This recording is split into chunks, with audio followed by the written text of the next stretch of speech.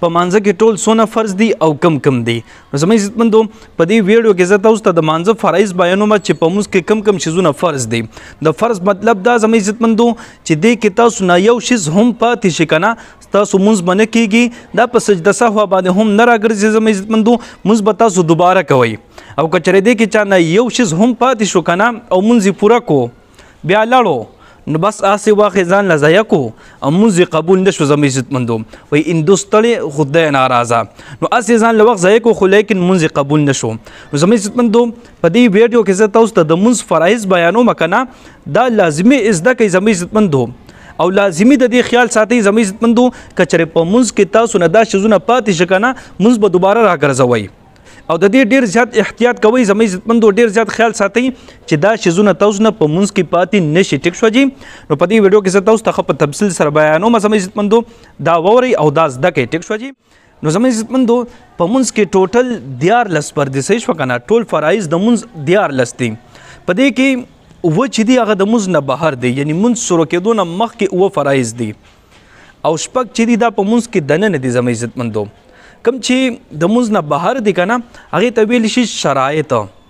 په دې وو کې که تاسو نه یو هم پاتې شو بیا هم تاسو مونځ نه کېږي زموږ عزتمندو. دا که شرایط کم دي کم چې د مونځ نه بهر دي ته اول تاسو غوا کېږدئ زموږ عزتمندو. بیا درته ارکان ویم کم چې په مونځ کې دننه فرایض دي زموږ عزتمندو. کم چې شرایط دي کنه هغه کې د ټولو نه اول نمبر کم یو فرض دی زموږ عزتمندو چې ځمکه پاکه وي. په کوم ځمکې باندې چې تاسو مونځ کوئ کنه چې دا پاکه وي که چېرې ځمکه پلیته وي کنه نو بیا د انسان مونځ نه کېږي. صحیح شو جی. خو اوس هم د ځمکې پاکوالی څه شیز دی تاسو به اوس وایي د ځمکې پاکوالی هغه اوچوالی دی زموږ عزتمندو چې ځمکه اوچه شوه بس دا پاکه ده بالفرض په یو ځمکه باندې چېرته ګندګي پرېوته چېرته ماشوم پې تشي متیازې وغیره وکړي یا پې ځناور څه متیازې وکړي او دغه ځمکه بیا اوچه شوه نور پې ولګېدو دا اوچه شوه بس دغه ځمکه بیا پاکه ده. که متیازې ګن بالا وغیره پې پراته وي که نه او متیازې لالوندي وي بیا د ځمکه ګنده ده دې د پاسه مونځ بیا نه کېږي. صحیح شوه جي. او که ځمکه اوچه شوه د انور په وجې بس ځمکه پاکه شوه. صحیح شوه. نو اولنی شرط چې دی که نه هغه دی ځمکه پاکه. صحیح شوه. دویم نمبر بدن پاک. د انسان چې کله بدن پاکي اله به مونځ کوي که چېرې د انسان بدن پلیت دی ظاهره خبره ده بیا به دې مونځ نه کوي بیا مونځ نه کېږي. صحیح شوه. دریم فرض کم یو دی د انسان کپړې پاکي دا جامې پاکي افغانستان والا ورته کالي وایي دا کالي پاک نو که چېرې دا پلیتې دي بیا په دې باندې مونځ نه کېږي. صحیح شوه جي. درې شول. څلورم نمبر ستر پټولو. ستر اوس څه شی دی زموږ عزتمندو د انسان د بدن د ګوډو نه واخلي تر نامې پورې دغه بدن چې دی که نه دا په ټول فرض دی زموږ عزتمندو. ټیک شو. که دې کې لږ ځي ښکاره وي که نه بیا مونځ نه کېږي. صحیح شوه جي. څلور شو. پنځم نمبر څه شی دی زموږ عزتمندو د زړه نه نیت کول زموږ عزتمندو دا فرض دی زموږ عزتمندو. اوس نیت په خولې باندې جایز دی او که نه په خولې د نیت الفاظ ویل نو که د نیت الفاظ څوک په خولې باندې ادا کړي بالکل جایز دی څه ګناه پکې نشته دی ښه خو د زړه نه نیت کول فرض دی زموږ عزتمندو. صحیح شوه جي. دا شول 5. شپږم نمبر مخ قبلې ته کول. قبلې طرف ته مخ کول دا فرض دی په انسان باندې. صحیح شوه. قبلې نه بل طرف ته چې دا مخ بیا مونځ نه کېږي. صحیح شوه جي. دا شپږ شو. 9 نمبر وخت پیژندل. په هر ټایم کې خپل مونځ کول یعنی مازدیګر په وخت کې مازدیګر ماښام په وخت کې ماښام او ماسخوتن په وخت کې ماسخوتن. نو دا چې دی که نه دا د مونځ نه بهر دی مونځ شروع کېدو نه بهر دی زموږ عزتمندو. دې ته ویلی شي شرایط دا زموږ عزتمندو.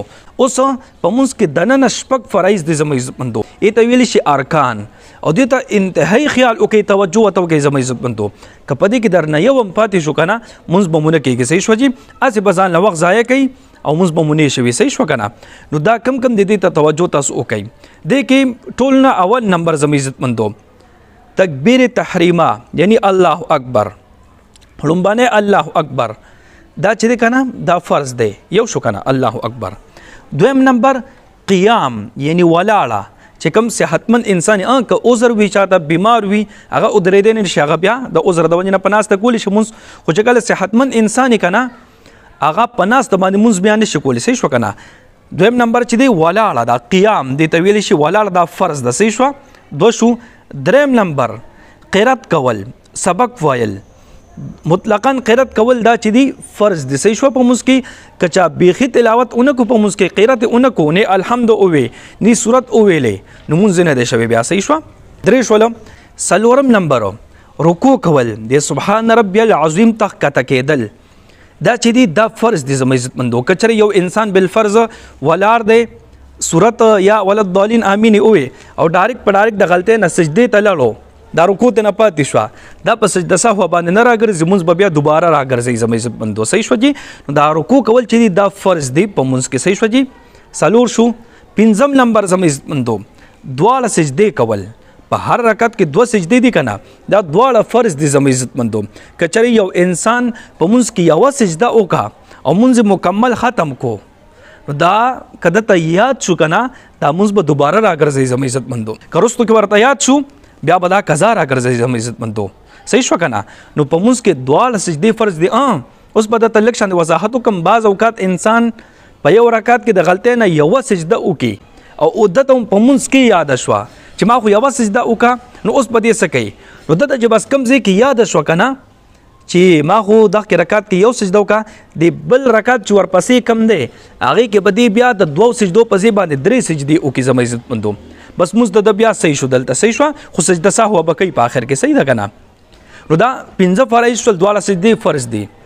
اخیری نمبر زما عزت مندو اخیری قاعده د هر منځ چې دی اخیری قاعده چې وی کنه دغه فرض د زما عزت مندو که دوه رکعات منځ دی په دویم رکعت چې کله کېنی دغه قاعده دا فرض د زما عزت مندو که درې رکعات منځ دی لکه د ماښام فرض یا د ماسخوتن درې رکعات وتر په دې کې په دریم رکعت باندې تاسو کېنی کنه دغه التحیات دا فرض ده او څلور رکعات منځ چې دی کنه په دې کې په څلورم رکعت باندې چې کېنی دا کېناستل فرض دی. زما عزت مندو کچره یو انسان نه اخیری قاعده پاتې شو او د مونږ برابر کو ختم کو مونږ د بیا یاد شو چې ما خو څلور رکعات په ځای باندې پنځه رکعات کړي دي یا شپږ رکعات مې کړي دي او د ته پته چې ما خو اخیری قاعده نه ده کړي هغه باندې زه ډایرک پاسېدلې ما نو دې به دا مونږ بیا دوباره راګرځي. زما عزت مندو که د مونږ وخت لا شروع دی عمده کل تکې به دا مونږ دوباره وکړو کنه مونږ قضا شوی دی مونږ به بیا قضا راوګرځي. زما عزت مندو نو دا د مونږ فرایض زما عزت مندو کوشش وکړئ چې دا یاد کړئ. زما عزت مندو په دې باندې عمل وکړئ